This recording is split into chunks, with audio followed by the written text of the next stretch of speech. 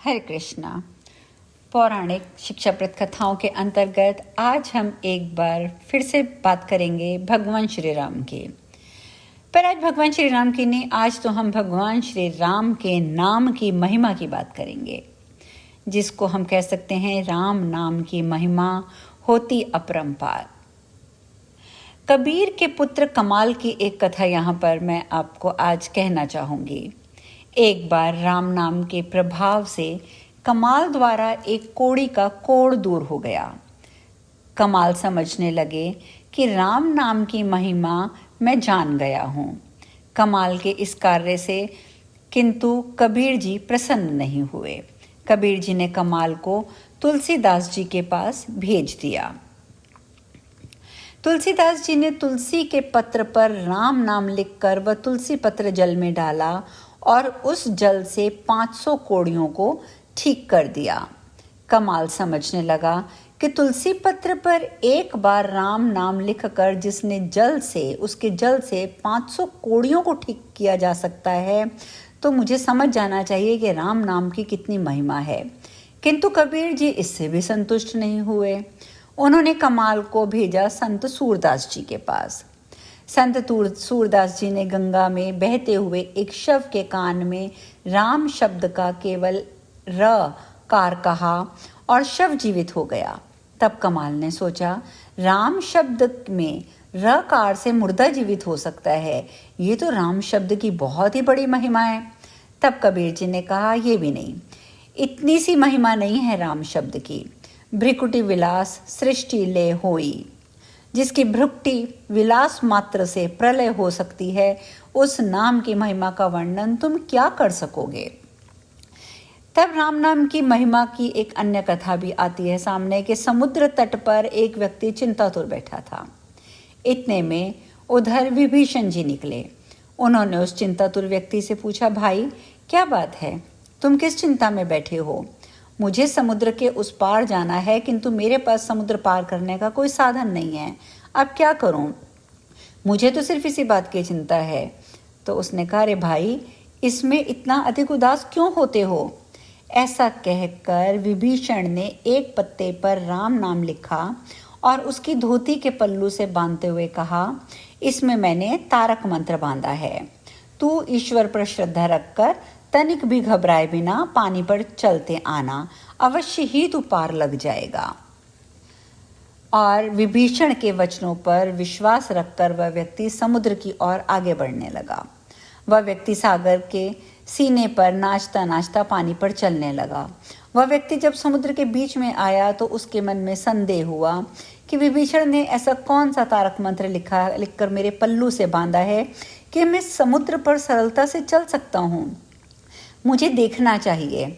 उस व्यक्ति ने अपने पल्लू में बंधा हुआ पत्ता खोला और पढ़ा। उस पर 2 ही अक्षर लिखे थे, केवल राम। राम नाम पढ़ते ही उसकी श्रद्धा तुरंत ही अश्रद्धा में बदल गई। अरे, ये कोई तारक मंत्र है, ये तो सबसे सीधा साधा मंत्र है राम नाम का। मन में इस प्रकार की अश्रद्धा उपजते ही वह व्यक्ति वहीं डूबकर मर गया। कथा का सार मैं इस प्रकार से कहूँगी कि इसलिए विद्वानों ने कहा है कि श्रद्धा और विश्वास के मार्ग में संदेह नहीं करना चाहिए, क्योंकि अविश्वास एवं अश्रद्धा ऐसी विकट परिस्थितियां निर्मित कर देती हैं कि मंत्र जप से काफ़ी ऊंचाई तक पहुंचा हुआ साधक भी विवेक के अभाव में संदेह रूपी षड्यंत्र का शिकार होकर अपना अति सरलता से पतन कर बैठता है। इसलिए साधारण मनुष्य को तो ये संदेह की आँच ही गिराने के लिए पर्याप्त है। हजारों, लाखों, करोड़ों मंत्रों की साधना, जन्मों जन्मों की साधना और सद्गुरु पर संदेह करने से तुरंत ही नष्ट हो जाती है। तुलसीदास जी भी तो कहते हैं, राम ब्रह्मा परमार्थ रूपा, अर्थात ब्रह्मा ने ही परमार्थ के लिए राम रूप धारण किया है। राम नाम की औषधि खरी नीयत से खाए, अंग रोग व्यापे नहीं, महारोग मिट जाए। तो ये है भगवान श्री राम के नाम की महिमा। अब जब राम नाम की महिमा की चर्चा चल ही रही है, तो मैं यहाँ पर एक और बात आपके साथ शेयर करना चाहूँगी, उसका जिक्र करना चाहूँगी।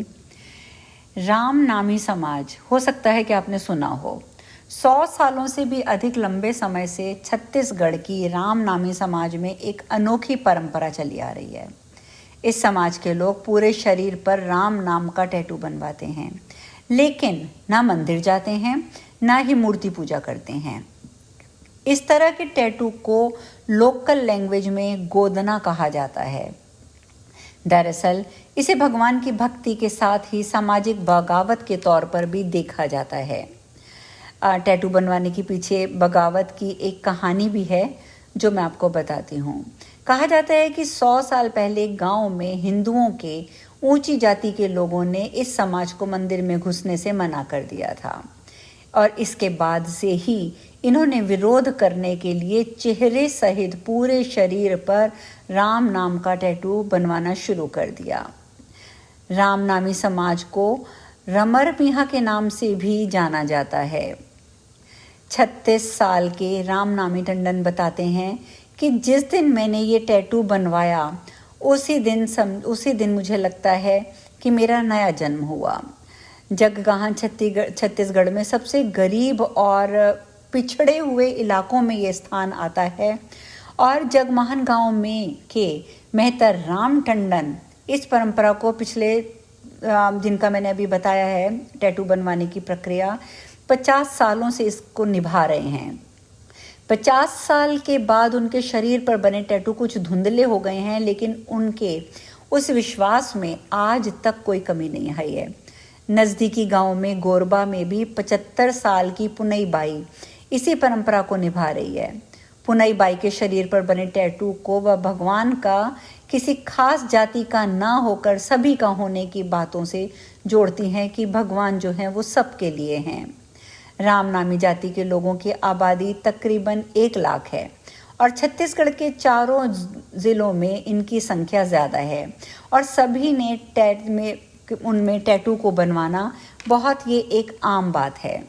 समय के साथ टैटू बनवाने का ये चलन अब इन दिनों कुछ कम हुआ है, लेकिन राम नामी जाति की नई पीढ़ी के लोगों को पढ़ाई और काम के सिलसिले में दूसरे शहरों में भी जाना पड़ता है और इसीलिए ये नई पीढ़ी पूरे शरीर पर टैटू बनवाना पसंद नहीं करती है।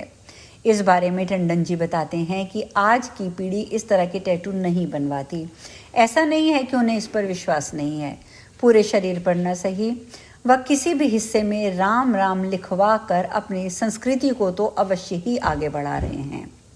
इस समाज में पैदा हुए लोगों के शरीर के कुछ हिस्सों में टैटू बनवाना ज़रूरी है, खास तौर पर छाती पर, और 2 साल का होने से पहले बनवाना ही पड़ता है। टैटू बनवाने वाले लोगों को शराब पीने की मनाही के साथ साथ रोज़ाना राम नाम बोलना भी ज़रूरी होता है। ज़्यादातर राम नामी लोगों के घरों की दीवारों पर राम राम लिखा होता है। इस समाज के लोगों में राम नाम लिखे कपड़े पहनने का भी चलन है और ये लोग आपस में एक दूसरे को मिलने पर राम राम कहकर ही पुकारते हैं। समाज की एक दिलचस्प बात भी है जो मैं बताती हूँ। नक्शिख राम राम लिखवाने वाले सारसकेला के 70 वर्षीय राम भगत ने बताया कि राम नामियों की पहचान राम राम का गुदना गुदवाने के तरीके के मुताबिक की जाती है। शरीर के किसी भी हिस्से में राम राम लिखवाने वाले राम नामी, माथे पर राम नाम लिखवाने वाले को शिरोमणि और पूरे माथे पर राम नाम लिखवाने वाले को सर्वांग राम नामी और पूरे शरीर पर राम राम लिखवाने वाले को नखशिख राम नामी कहा जाता है। रामनामी समाज ने कानून रजिस्ट्रेशन कराया है कि डेमोक्रेटिक तरीके से उनके चुनाव हर 5 साल के लिए कराए जाते हैं। आज कानून में बदलाव के जरिए समाज में ऊंच नीच को तकरीबन मिटा दिया गया है और इन सब के बीच में राम नामी लोगों ने बराबरी पाने की उम्मीद नहीं खोई है। तो ये था एक अनोखे समाज की अनोखी बात, अनोखी परंपरा। तो कल हम एक नई चर्चा के साथ मिलेंगे। हरे कृष्णा।